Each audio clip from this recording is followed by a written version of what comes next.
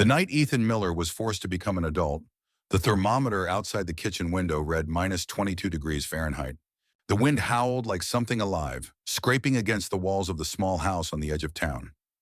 Snow rattled against the glass in hard, icy bursts. Inside, the air smelled of whiskey and burnt coffee. Ray Miller stood in the doorway, red-faced and unsteady. His words came out slurred and sharp. "Get out, both of you!" Ethan didn't move at first. He was 15, tall for his age, thin in a way that came from skipping meals so his little sister wouldn't have to. Lily stood behind him, barefoot on the cold linoleum, clutching her stuffed rabbit with one hand and his sleeve with the other. "She's just a kid," Ethan said, his voice steady even though his chest felt hollow. "It's freezing outside." Ray laughed, bitter and ugly. "Not my problem anymore." He threw their coats onto the porch. Lily's was too small, the zipper broken. Ethan still smelled faintly like motor oil from the part-time job he'd lost 2 weeks earlier. The door slammed behind them with a sound that felt final. The cold hit instantly, brutal, cutting, merciless. The kind of cold that steals your breath before you even realize you're breathing. Snow crunched under their shoes as they stood on the porch, stunned.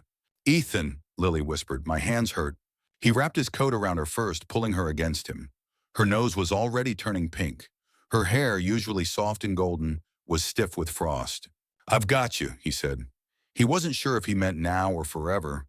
They started walking. The streetlights glowed pale yellow against the blowing snow. Houses lined the road, warm and bright behind drawn curtains. Ethan knocked on 2 doors. No answer. At the third house, a porch light flicked on, but the door never opened. People saw them, they just didn't come out. Lily's steps grew slower. Her breath came in small, shaky clouds. "Where are we going?" she asked. Ethan didn't answer right away. He didn't have one. Then he saw the railroad yard at the edge of town. Dark shapes of tracks and freight cars half buried in snow. A place everyone forgot about unless they worked there. "We'll find something," he said. "Just keep moving." The wind was worse out there, slicing across open ground. But between 2 rusted boxcars, he spotted one that looked different. Tilted slightly, paint peeled down to bare metal, door half frozen shut. An abandoned railcar. Ethan shoved at the door with his shoulder. It screeched in protest before sliding open just enough to crawl inside. It was empty, dry, silent. Cold, but not deadly cold. Lily looked around the dark space. Is this our house now?" Ethan swallowed. "For tonight," he said. "It's our safe place." They sat on the wooden floor, pressed together for warmth. Snow blew in through the cracks in the walls. The railcar smelled like dust and old iron. Lily leaned her head on his shoulder. "Will we be okay?" Ethan stared into the dark, listening to the wind slam against the metal shell around them. "I promise," he said quietly, even though he had no idea how. "I won't let anything happen to you." Outside, the storm kept coming. And inside the abandoned railcar, 2 kids tried to believe that a promise could be stronger than winter. Morning came slowly, like it was afraid of the cold. A thin gray light slipped through the cracks in the railcar walls, drawing pale lines across the wooden floor. Ethan opened his eyes to the sound of Lily coughing softly beside him. The air inside the railcar felt sharp and dry, as if the night had sucked all the warmth out of their bones. For a moment, he didn't remember where they were. Then the cold reminded him. He pushed himself up and looked around. The railcar was just as empty as it had been in the dark.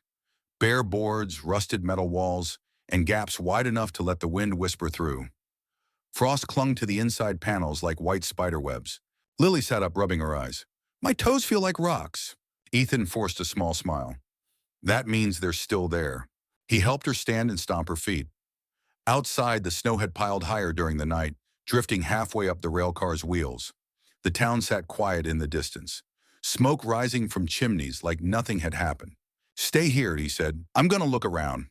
He stepped outside and immediately regretted it. The cold slapped his face raw, but he moved anyway, scanning the yard like someone looking for treasure in a junk pile. Broken pallets leaned against a fence. Old newspapers were trapped under snowdrifts near the tracks. A burlap sack fluttered from a hook on a rusted post. Someone had dropped chunks of coal beside a freight car, black against the white ground. Ethan felt something shift inside him. Not hope exactly, but possibility. He dragged the pallet back first, then the sack, then the papers. By the time he returned, Lily was sitting cross-legged on the floor, hugging herself. Look, he said, dropping everything in a pile. We can make this better. They worked with stiff fingers and quiet focus. Ethan stuffed newspaper into the biggest cracks in the walls. Lily packed burlap over it, pressing it in with careful hands. They spread the pallet near the far end and piled scraps of cardboard and cloth on top to make a raised bed. It wasn't pretty, it wasn't safe, but it was theirs. In the corner, Lily found something wedged under a loose board, a small rusted tin box. Inside were 3 pennies, a bent nail, and a folded piece of paper. She handed it to Ethan. The note was old, the ink faded but readable. If you found this place, you needed it. I did too. This rail car kept me alive. So will you. Lily read it twice. Someone lived here before us. Yeah, Ethan said quietly. And they made it. They sat on their new bed and shared the last granola bar from Ethan's pocket. He gave Lily most of it and told her he wasn't hungry. She didn't argue. She just ate slowly, like she was afraid the food might disappear if she rushed. Later that afternoon, they heard barking. A scruffy dog appeared between 2 boxcars, medium-sized, ribs showing, fur matted with snow and dirt. One ear drooped, the other stuck straight up like it was always listening. Lily gasped, "Hi, puppy." The dog froze, uncertain. Ethan held out a piece of granola wrapper with crumbs still stuck to it. The dog sniffed, then crept closer and licked Lily's mitten. "He's cold too," Lily said. Ethan hesitated. Another mouth to feed, another risk. But when the dog curled up near the pallet like he already belonged there, Ethan didn't chase him away. They named him Rusty because of the color of the railcar walls. By nightfall, the wind picked up again. The railcar rattled and groaned like an old ship at sea. But inside, it felt different now. Less like a coffin, more like a shelter. Lily lay beside Rusty, her cheek resting against his warm side. "Ethan?" "Yeah? Do you think Mom would be mad we're living in a train?" Ethan looked at the patch walls, the makeshift bed, the scraps they'd turned into something useful. "No," he said. "I think she'd be proud we didn't give up." Outside, the storm pressed harder. Inside, 2 kids and a stray dog were learning how to turn leftovers into a home. By the 3rd day, the rail car no longer felt like a hiding place. It felt like something closer to a home. Ethan woke before Lily, the sky still dark and heavy with clouds. Rusty lifted his head when Ethan moved, tail thumping softly against the wooden floor. The fire pit Ethan had built from broken bricks barely held a glow, but it was enough to keep the cold from biting straight through their bones. Ethan pulled on his jacket and stepped outside. The railroad yard was quiet, the kind of quiet that came before trouble. He followed the tracks, scanning the snow the way he'd seen older men do when they were looking for dropped tools or coal chunks. He filled his pockets with black pieces of fuel, then headed toward town. The grocery store's back door was already open. A clerk was dumping wilted lettuce into a crate. "Sir," Ethan said carefully, "do you have anything you're throwing out?" The man glanced at him, then down at his thin boots and windburned face. "You that kid living by the tracks?" Ethan didn't answer. The man hesitated, then shoved a small bag toward him. "Stale bread, that's it." Ethan thanked him and left before the man could change his mind. Not everyone was kind. At the diner, the cook shook her head without even opening the door. "Can't help you, kid." At the gas station, someone muttered, "Not my problem." By the time Ethan got back, Lily was sitting cross-legged near the fire pit, brushing snow off Rusty's fur with her mitten. "Did you find food, hon?" she asked. Ethan held up the bag. Her eyes lit up like he'd found gold. They ate slowly, tearing the bread into small pieces and dipping it in warm water. Rusty got the crusts. Lily fed him by hand, giggling when his tongue tickled her palm. That afternoon, a man in a dark coat appeared near the railcar. He stood stiffly, hands behind his back, boots polished despite the snow. "Who's in charge here?" he called. Ethan stepped forward. "I am." The man raised an eyebrow. "Name's Walter Briggs, railroad inspector. This car belongs to the company." Ethan felt his stomach tighten. "We're not hurting anything. It was empty." Briggs's eyes swept over the patched walls, the pallet bed, the fire pit. "You can't live here. This is private property." "Sir, it's freezing. My sister—" "You have 48 hours, Briggs said flatly. "Then I come back." He turned and walked away like the conversation was finished. Lily watched him go. "Are we getting kicked out again?" Ethan didn't answer right away. He stared at the tracks, at the white sky, at the long line of town buildings that suddenly felt very far away. That night, the wind rose higher than before. The rail car shuddered and creaked like it was breathing. Lily curled into Ethan's side, I don't want to move again, she whispered. Ethan thought of their mother's face, the way she used to smile when things were hard. We don't quit, we adjust. The next morning, he took Lily into town with him. They stopped outside the schoolhouse, its windows glowing with warmth. A man stepped out, scarf pulled high around his neck. Mr. Collin, Ethan said. The teacher turned, surprised. Ethan Miller? You taught me math last year, Ethan said. Before things got bad. Mr. Collins studied the two of them. Lily's red nose, Ethan's cracked lips. Where are you staying? Ethan hesitated. In a rail car. Mr. Collins didn't laugh. He didn't scold, he just nodded slowly. There's a storm coming, he said. A big one. You need to be ready. How? Mr. Collins reached into his coat and pulled out a small bundle of twine and an old blanket. Seal your walls tighter, and don't leave that rail car during the storm. No matter who tells you to. As they walked back, snow began to fall again. Thicker this time, heavier. The sky turned the color of iron. And somewhere beyond the hills, winter was gathering its strength. The storm arrived before sunset. Snow started falling in thick, heavy sheets, the kind that didn't drift gently, but slammed sideways against the railcar walls.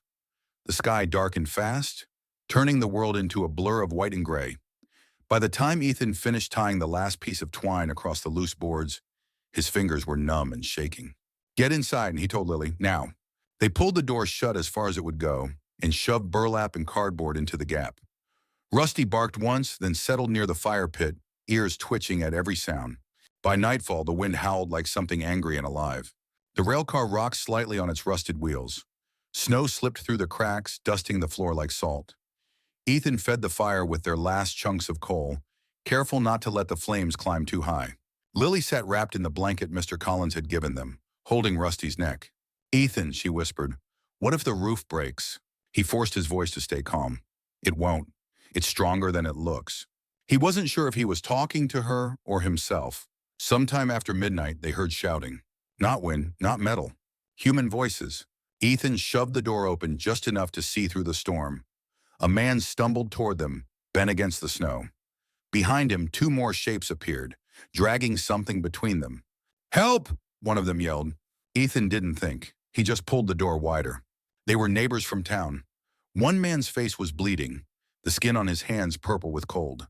Their house had collapsed under the weight of snow. They had nowhere else to go. Get in, Ethan said. They crowded inside, bringing with them snow, fear, and the sharp smell of frozen air. The railcar felt suddenly small. More came. A woman with two children wrapped in quilts, an older couple who could barely walk, a teenager carrying his little brother. Each time, Ethan hesitated only a second before opening the door. Lily knelt beside a little girl who was crying, rubbing her hands together. It's warm here, Lily said softly. You're safe. The fire struggled. The air grew thick with breath and steam. The rail car filled with bodies in quiet panic. Near dawn, another figure appeared in the doorway. Walter Briggs. The railroad inspector looked nothing like the man who had given them 48 hours. His coat was torn. His mustache was crusted with ice. Behind him stood his wife and two small kids, shaking and blue-lipped. Briggs met Ethan's eyes. I need help, he said.